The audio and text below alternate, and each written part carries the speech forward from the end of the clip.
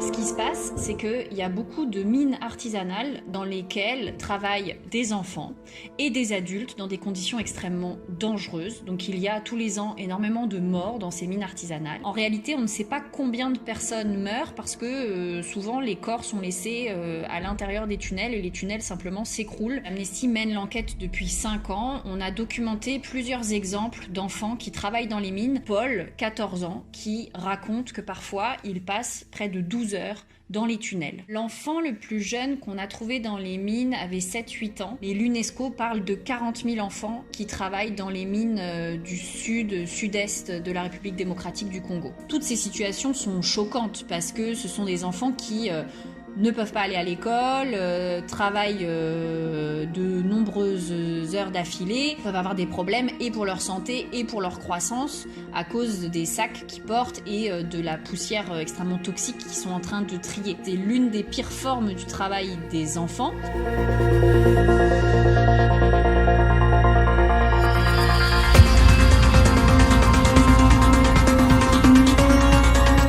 Après, c'est beaucoup d'engagement, donc il y a beaucoup de promesses. Les autorités congolaises n'ont pas beaucoup de moyens pour déléguer et envoyer des inspecteurs du travail dans les mines artisanales.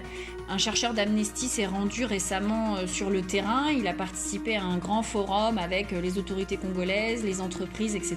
Il est allé sur les mines à côté de ce forum et il a encore vu une quarantaine d'enfants qui portaient des sacs de cobalt.